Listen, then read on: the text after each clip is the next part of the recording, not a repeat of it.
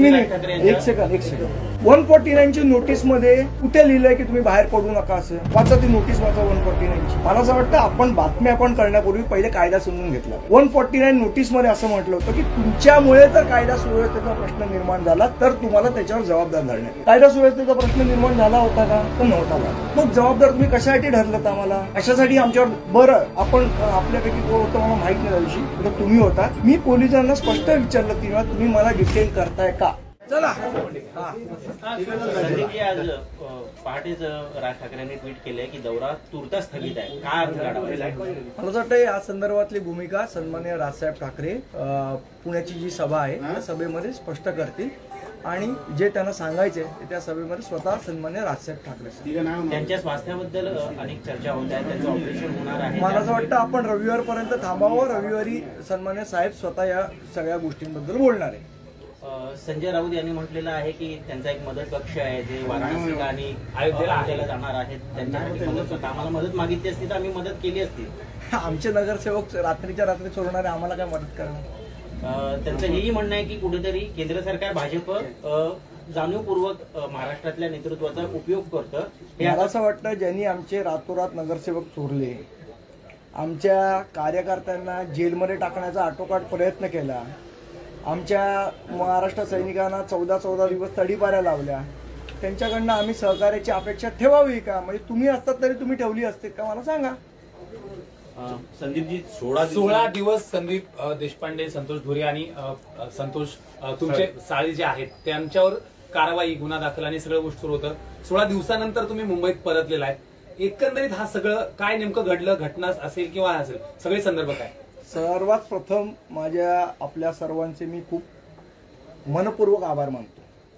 माझ्या सर्व पत्रकार मित्रांचे, चॅनलवाल्यांचे, की तुमचं जे फुटेज होतं ते स्वयंस्पष्ट फुटेज होतं की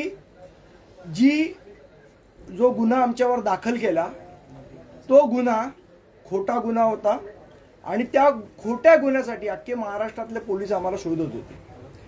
मला असं वाटतं हे तुमच्या फुटेजमुळे स्पष्ट झालं आणि तुमचं फुटेज आहे त्याचे स्क्रीनशॉट आमच्या सन्माननीय जे वकील साहेब होते त्यांनी न्यायालयात दाखवले आणि त्याच्यावरनं ते स्पष्ट झालं की अशा प्रकारे कुठलाही गुन्हा घडला नव्हता, आमचा कुठलाही धक्का लागला नव्हता आणि हे सगळं सरकारने दबाव बनवण्याचे, म्हणजे आम्ही सरकारच्या विरोधात बोलू नये, आम्ही ज्या प्रतिक्रिया देतो त्या देऊ नये, आमचं थोबाड बंद राहावं, या सगळ्या गोष्टींसाठी हा सगळा प्रयत्न केला.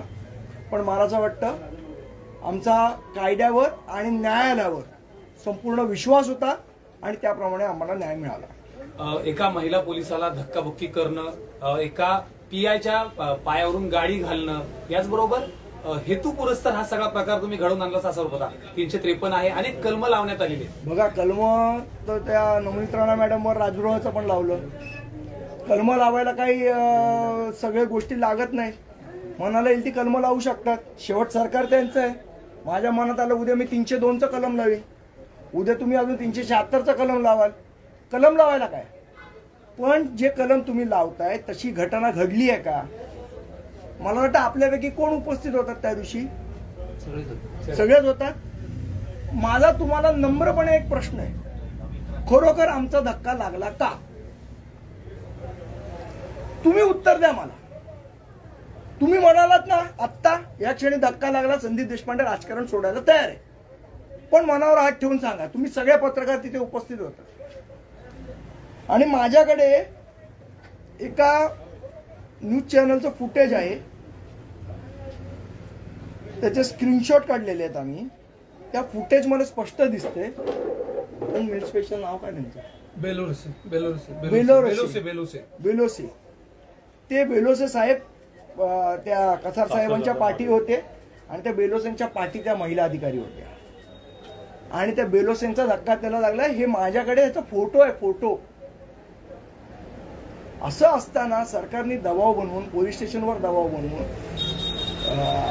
काहीतरी ते फुटेज मधल्या थोडेसे शॉर्ट्स कट करून, चुकीचं आहे गोष्ट. ठीक आहे, तुमचा राजकीय खुन्नस आहे आमच्यावर, तुम्ही काढलात. आज तुमचे दिवस आहेत, आमचे दिवस येतील, त्यामुळे या गोष्टी चालत राहतात. सत्ताधाऱ्यांनी घडून आणला का तो प्रकार? नाही, घडवून आणला नाही, तो इन्सिडेंट घडला. मला असं वाटतं त्या घाई गडबडीत त्यांना धक्का लागला, तो आमचा लागला नाही. याचा फोटो आहे माझ्याकडे, तो मी पाहिजे तर तुमच्या सगळ्यांबरोबर शेअर करू शकतो. पण तो एकाच चॅनलचा आहे म्हणून बाकीच्या चॅनलनी दाखवणार नाही असं करू नका. मुळात प्रश्न हा आहे की 149 ची नोटीस होती, घरातून बाहेर निघण्यास तुम्हाला मज्जा होता, अशा परिस्थितीत एक तुम्ही मिनिट, राज ठाकरे एक यांच्या- सेकंड. 149 ची नोटीस मध्ये कुठे लिहिलंय की तुम्ही बाहेर पडू नका असं? वाचा ती नोटीस, वाचा 149 ची. मला असं वाटतं आपण बातम्या आपण करण्यापूर्वी पहिले कायदा समजून घेतला पाहिजे. 149 नोटीस मध्ये असं म्हटलं होतं की तुमच्यामुळे जर कायदा सुव्यवस्थेचा प्रश्न निर्माण झाला तर तुम्हाला त्याच्यावर जबाबदार धरण्यात येईल. कायदा सुव्यवस्थेचा प्रश्न निर्माण झाला होता का? तर नव्हता झाला. मग जबाबदार तुम्ही कशासाठी ठरलं आम्हाला? कशासाठी आमच्यावर? बरं, आपण आपल्यापैकी कोण होतं मला माहित नाही त्या दिवशी, पण तुम्ही होता. मी पोलिसांना स्पष्ट विचारलं की तुम्ही मला डिटेन करताय का? ते तुमच्या फुटेजमध्ये पण आहे. त्याच्या अगोदर राजसाहेबांच्या घरी जायच्या आधी मी त्यांच्याशी बोललो, हात मिळवला आहे ना, त्याचं पण फुटेज आहे, तेही दाखवतो तुम्हाला. असं असताना तुम्ही जर अशा पद्धतीने सुडाचं राजकारण जर हे सरकार करणार असेल तर मला वाटतं गांधीजींचं एक वाक्य आहे की मी डोळा काढला म्हणून तू डोळा काढलास, तर त्याचं मला असं वाटतं कुठेच एंड नाहीये त्याला. आज तुम्ही सुडाचं राजकारण करताय, उद्या सत्य आल्यावर आम्ही तुमच्यावर सुडाचं राजकारण करू, तर त्याला शेवट कुठे आहे? हे कुठल्या पद्धतीचं राजकारण महाराष्ट्रात चाललंय की एकमेकांवर एवढा खुन्नस ठेवायचा? रात्री 12-12, 1-1 वाजता माझी पत्नी एकटी असताना, माझा मुलगा लहान असताना तुम्ही घरी पोलीस पाठवता लपून. त्याचंही सीसी फुटेज आहे माझ्याकडे. कशा पद्धतीने तुम्ही एका महिलेला न घेता तुम्ही दुसऱ्यांच्या घरी जाता दबाव निर्माण करायला म्हणून. हे कुठल्या पद्धतीचं राजकारण आहे? आणि तुम्ही नंतर तुमच्या भाषणामध्ये म्हणणार की केंद्र सरकार सुडाचं राजकारण करते. मग तुम्ही काय करताय? ठीक आहे, जी घटना घडली ती आम्ही न्यायालयात लढा दिला, आम्ही ती गेलो, पण मला असं वाटतं की जबाबदारीचं भान हे सगळ्यांनी बाळगायला पाहिजे. की आपण समजा एखादी बातमी जरी दाखवतोय तरी ती खरोखर तिथे घटना घडली आहे काय तिथल्या पत्रकारांना माहित होतं. बरं, मी आपल्या सगळ्यांसमोर एक नम्र विनंती करतो की आमचा धक्का लागल्याचं एक जरी फुटेज दाखवलं, संदीप देशपांडे राजकारण सोडून दे, सोडून देईल. एकाने दाखवा फुटेज की बाबा हा तुमचा गाडीचा दरवाजा लागला किंवा या गाडीचा धक्का लागला किंवा आमच्यापैकी कोणाचा स्पर्श झाला त्या ताईंना. का मग त्या ताईंनाच आतापर्यंत रजेवर टाकले? सक्तीची रजा का दिली आहे त्यांना? का त्यांना मीडियासमोर आणलं नाही? पण हे प्रश्न कोणीच विचारले नाही, कारण आम्हाला विचारायचेच नाहीत ते प्रश्न. हे सगळं सुरू असताना अर्थात तुम्ही त्यावेळी नव्हतात, पण राज ठाकरेंनी एक पत्र लिहिलं होतं की सत्तेचा ताम्रपट घेऊन कुणी जन्माला आलेलं नाहीये आणि त्यात थेटपणे उद्धव ठाकरे मुख्यमंत्र्यांचं नाव घेण्यात आलं होतं. हे सगळं कोण करते असं तुम्हाला वाटतंय? ज्या पद्धतीने सगळी कारवाई झाली. सर्वात पहिले तर सन्माननीय राजसाहेबांचे खूप खूप आभार. या सगळ्या कठीण परिस्थितीमध्ये माझ्या कुटुंबियांच्या मागे ते खंबीरपणे उभे राहिले, आमच्या मागे खंबीरपणे उभे राहिले आणि माझ्या पक्षातले सर्वच नेते मंडळी, आमचे सर्व महाराष्ट्र सैनिक उभे राहिले. बरं, माझं ठीक आहे, माझ्यावर तुमचा खुन्नस होता राजकीय. त्यांनी विचार संतोषनी काय वाईट केलेलं? हा तर बाजूला उभा होता, हे तर सगळ्यांनी बघितलं. मग ह्याच्यावर का केस घातली? बरं, घातली ती घातली. जेलमध्ये अत्यंत वाईट परिस्थितीत त्यांना ठेवलं गेलं.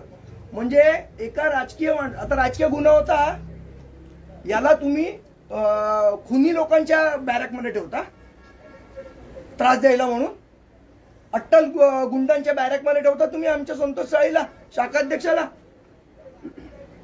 एवढं तुम्हाला सूड उगवायचं आमच्यावर? मला असं वाटतं या पद्धतीचं राजकारण हे फार काय त्याला असं म्हणतो, ज्यांची फार लहान बुद्धी आहे अशा पद्धतीचं राजकारण आहे. संदीपजी, जेव्हा तुम्ही फरार होता तेव्हा भूमिगत म्हणा, भूमिगत. फरार कोण असतो तो आमचा परत तो बरं झाला शब्द वापरला. फरार या शब्दाचा डेफिनेशन काय, त्याची व्याख्या काय, एकदा ती आपण समजून घेऊया. एखाद्याच्या वर गुन्हा साबित झाल्यानंतर तो सापडत नाही ना, त्याला फरार असं म्हणतात. आणि भूमिगत म्हणाल तर आता भावना गवळी सुद्धा भूमिगत आहेत, अनिल देशमुख पण होते. आणि जे शिवसेनेचे शहाणे नेते आम्हाला सांगत होते हजर व्हा, हजर का नाही होत, भावना गवळी का नाही हजर झाली हो आतापर्यंत? अनिल देशमुख किती दिवस लपले होते? प्रताप सरनाईक कुठे गायब होते? तुमचा तर गृहमंत्री होता आणि आम्हाला सल्ले देताना लाजा नाही वाटत एकाला पण? सर, ह्या दरम्यान राज ठाकरेंनी तुमच्याशी संवाद साधला? नाही, तो आमचा वैयक्तिक विषय, तो तुम्हाला सांगणार का? पण मी तेच म्हणतोय परत एकदा की संतोष आणि संदीप देशपांडे दोघेही वारंवार सरकारच्या विरोधात बोलतात म्हणून हे ठरवून झाले असं वाटतं? नाही, महाराष्ट्र नवनिर्माण सेनेचा प्रत्येक महाराष्ट्र सैनिक हा अन्यायाच्या विरोधात लढतच असतो. एकट्या संदीप देशपांडे किंवा संतोष धुरीचा विषय नाही, हा महाराष्ट्र सैनिकांचा विषय. सगळ्यांना तडीपाऱ्या लावल्यात तुम्ही 14 दिवसाच्या. या पूर्ण आंदोलनाच्या दरम्यान अशी कुठली हिंसक घटना घडली की ज्याच्यामुळे तुम्ही सूड उगवताय आमच्यावर? का आम्ही हनुमान चालीसा म्हटलं हे तुम्हाला झोंबलं? का सन्माननीय राजसाहेब बाळासाहेबांचे विचार पुढे घेऊन चाललेत हे तुम्हाला झोंबलं? नेमकं झोंबलं काय? सूड उगवताय ठीक आहे, पण कशाचा सूड उगवताय हे तर कळू द्या आम्हाला. याला एक प्रश्न आहे. ज्या पद्धतीने तुम्ही आता मुद्दा उघड केला, तुमच्या शाखाध्यक्षाला अटक केल्यानंतर पोलिसांकडून व्यवस्थित वेगळ्या प्रकारची म्हणजे पोलिसांकडनं नाही, म्हणजे जेल प्रशासनामध्ये जे अट्टल गुन्हेगारांचं बॅरेक असतं त्या बॅरेक मध्ये संतोषला का ठेवलं तुम्ही? तशाच प्रकारचा आरोप हा नवनीत राणे यांनी देखील केला होता. केलं म्हणजे ते लोक करतातच. जी आहे घटना ती आहे इथे समोर. विचारायला कुठल्या 7 नंबरच्या बॅरेक मध्ये ठेवलं? 7 नंबरच्या बॅरेकला कोणाला ठेवतात? ज्यांना अर्थरोड माहिती आहे त्यांना विचारा ही गोष्ट. अशा पद्धतीने तुम्ही सूड उगवणारच आमच्यावर? राजकीय हे राजकीय सूड उगवण्याचं षडयंत्र नाहीये?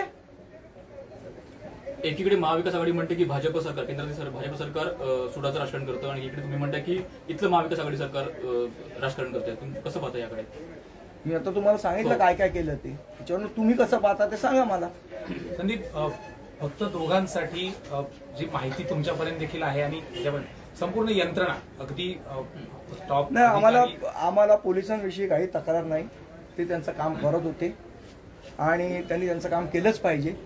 पण मला असं वाटतं त्यांनाही आतमध्ये कुठेतरी माहिती होतं की आपण ज्यांना शोधतोय ते काय कोणाचा मर्डर करून पळाले नाही, कोणाचा रेप करून पळाले नाही, कुठली घरफोडी करून पळालेले नाहीये. त्यामुळे त्यांना कळत होतं की आपण काय करतोय, पण सरकारचा दबाव असल्यामुळे त्यांचाही नाईलाज असा. संदीप जी, हिंदी में जानना चाहेंगे. आज राज साहब ने एक ट्वीट किया है जिसमें उन्होंने कहा कि अयोध्या का जो दौरा है फिलहाल स्थगित है. ये बताया जा रहा है कि उनकी तबीयत खराब है, इस वजह से दौरा नहीं हो रहा है. तो इसके बारे में कोई देखिए, इसके बारे में जो भी भूमिका है 22 तारीख की जो रैली है उसमें खुद स्वयं राज साहब स्पष्ट करेंगे. संजय राउत जो है अभी थोड़ी देर पहले उन्होंने मीडिया से बोला कि जिस तरीके से बृजभूषण शरण सिंह जो वहाँ के MP हैं यूपी के, वो जिस तरीके से लगातार उनके दौरे का विरोध कर रहे थे, कहीं ना कहीं उस बात को लेकर उसकी परिस्थिति को समझकर उन्होंने ये दौरा रद्द किया है. अगर जो है, जबकि शिवसेना की तरफ से आदित्य ठाकरे और शिवसैनिक अयोध्या यात्रा पे जा रहे हैं, इसको किस तरीके से देखते हैं? टिप्पणी की. सॉरी, मैंने आज सुबह का कपिल शर्मा का कॉमेडी शो नहीं देखा है. मैंने नहीं देखा सुबह का. ये जो पूरी घटना हुई थी संदीप, आप लगभग जो है 16 से 17 दिनों तक अंडरग्राउंड थे. आप थे और धुरी जी भी साथ में ही थे आप लोग. इस पूरी घटनाक्रम को कैसे देखते हैं? ये जो पूरा मामला हुआ था इसको किस तरीके से? देखिए, लगातार जिस तरीके से सरकार के करनी पर, उनके वक्तव्यों पर, उनके बयानों पर जो हम सवाल उठा रहे थे, उसी की सजा देने की कोशिश हमको की गई. और ये पूरे बदले की भावना से ये सरकार सरकारी यंत्रणों का इस्तेमाल कर रही है, पुलिसों का इस्तेमाल कर रही है हमारे ऊपर दबाव बनाने के लिए. लेकिन एक बात मैं बहुत स्पष्ट करना चाहता हूं, इस ऐसे कोई भी चीज से हम लोग डरने वाले नहीं हैं. सवाल तो उठेंगे और सवाल तो पूछेंगे. सचिन सावंत यांनी एक प्रश्न विचारलाय. राज ठाकरे यांच्या नामुष्कीला भाजपच जबाबदार आहे. याच्याबद्दलची भूमिका स्वतः साहेब 22 तारखेला बोलतील. त्यामुळे मी आता याच्याबद्दल बोलणार नाही. माझी तो आपल्याला विनंती आहे, अयोध्या दौऱ्याचे प्रश्न पण विचारू नये. एक महिला जो है पुलिस अधिकारी के साथ जो है उनके ये कहें कि उनके ऊपर हमला करने का या जो है गाड़ी से उन्हें ठोकर मारने का, इस तरीके से मैन हैंडल करने का एक जो है कलम आपके ऊपर लगाया गया था, जो FIR दर्ज हुई थी. इसको किस तरीके से देखते हैं? देखिए, कल मैं अगर सत्ता में रहूं और आपके ऊपर 302 का कलम लगाऊंगा तो उसके लिए मुझे स्टोरी तो देनी पड़ेगी कि नहीं, कि भाई किसी का मर्डर हुआ है कि ये तो बताना पड़ेगा. जो कलम लगा है उसका और उस घटना का कुछ संबंध ही नहीं है. इसीलिए कोर्ट ने हमको एंटीसिपेटरी बेल दी. तो कोर्ट हमको बोलता था कि पुलिस कस्टडी में जाओ. और आप थे क्या उस दिन? नहीं था, मेरी टीम थी. आपकी टीम तो, आपके पास फुटेज आप देख लीजिए क्या कहीं भी हमारा स्पर्श हुआ है क्या. आज उस महिला अधिकारी को जानबूझकर कंपलसरी लीव पे भेजा गया है। क्यों भेजा गया है? मुझे लगता है सवाल आपने पूछना चाहिए सरकार को। जिस समय आपने जैसा मैं बात कर रहा हूँ, उनको भी पूछिए सवाल कि भाई आपको धक्का लगा था क्या, आपको दरवाजा लगा था क्या? मेरे ख्याल से आपकी एक रिपोर्टर थी जिन्होंने उनको उठाया, आज वो शायद नहीं है, उनसे पूछ लीजिए, उनका बाइट लीजिए। मैं तो कहता हूँ जी संदीप जी, जिस समय आप अंडरग्राउंड थे उस समय ये भी कहा जा रहा था, कई सारे जो विपक्ष नेता हो, चाहे एनसीपी की तरफ से हो, शिवसेना की तरफ से, हर कोई ये कह रहा था कि अगर आपने कुछ गलत नहीं किया, जैसा कि आपकी तरफ से, आपके वकीलों की तरफ से दलीलें कोर्ट में दी जा रही थी कि हमने कुछ गलत नहीं किया, ऐसा कुछ हुआ नहीं था, तो सामने क्यों नहीं आ रहे हैं, भाग क्यों रहे हैं, अंडरग्राउंड क्यों हो गए? देखिए ऐसा है, उसको एंटीसिपेटरी बेल कहते हैं कि हमको सरकार को ये करना था कि हमको जानबूझ कर अरेस्ट करें। तो उसमें क्या मतलब मैंने जो गुनाह नहीं किया उसके लिए मैं अरेस्ट हो जाऊं? और मैंने गलत नहीं किया है इसलिए आज मैं इधर हूं। 14 दिन नहीं था लेकिन गलत नहीं किया इसलिए आज इधर हूं। और गलत नहीं किया होता तो भी ये लोगों ने मेरे को 14 दिन और 1 महीना रखने का प्लान किया था। तो ऐसे सरकार की दादागिरी को हम चलने दें? क्या हमको अधिकार नहीं हम कोर्ट में जाके हमारी बात रखे और कोर्ट से न्याय मांगे? आप इस समय जो है आपको आपके खिलाफ एफआईआर, साथ में जो है मनसे के कई सारे कार्यकर्ताओं को तड़ीपार किया गया, उनके खिलाफ मामले दर्ज किए गए, उसको लेकर एक बाकायदा राज साहब ने मुख्यमंत्री को लेटर लिखा था जिसमें साफ तौर पर उन्होंने कहा था कि आप जिस तरीके से टारगेट कर रहे हैं वो राजनीति सही नहीं है। इसको किस तरीके से देखते हैं? वही मैं अभी वही बता रहा हूँ ना, जो सन्मान्य राज साहब ने कहा कि जिस प्रकार से आप बदले की राजनीति कर रहे हैं, मुझे लगता है वो गलत है। ये महाराष्ट्र की परंपरा नहीं है, बिल्कुल नहीं है। संदीप एक प्रश्न तोच मारायचा। राज ठाकरे साहब 5 जून को अयोध्या जाने वाले थे, फिलहाल ट्विटर पर जो जानकारी दी है कि वो स्थगित किया मैंने गया अभी है। अभी बताया कि अयोध्या दौरे के बारे में जो भी बात है वो खुद राज साहेब 22 तारीख को करेंगे। संदीप तोच मराठीत प्रश्न की अनेकांचं असं म्हणणं होतं की जर तुम्ही काही केलं नाही, जर गुन्हा घडलाच नाही किंवा हे नाही केला तर तुम्ही पळालात का? हा वारंवार प्रश्न विचारला मुळात जातो। विषय असा आहे की त्या दिवशीचं जे प्लॅनिंग होतं ते 14 दिवस आम्हाला तडीपार करून किंवा जेलमध्ये ठेवायचं प्लॅनिंग होतं। आम्ही उगीच राहायचं का हो जेलमध्ये? तुम्हाला उद्या मी उचलून नेलं आणि तुम्ही राहाल का जेलमध्ये? तुम्ही तुमच्या बचावाचा तुम्हाला कायदेशीर अधिकार आहे ना, मग तो आम्ही आमचा अधिकार वापरायचा नाही का? म्हणजे तुम्हाला पूर्वकल्पना होती की तुम्हाला 100% जसे पोलीस त्यांचे आहेत तसे आमचे काही मित्र आहेत पोलिसांमध्ये। Okay, thank you. साडीचा अनुभव थोडा सांगू थोडक्यात राहू दे, ठीक आहे, थँक्यू।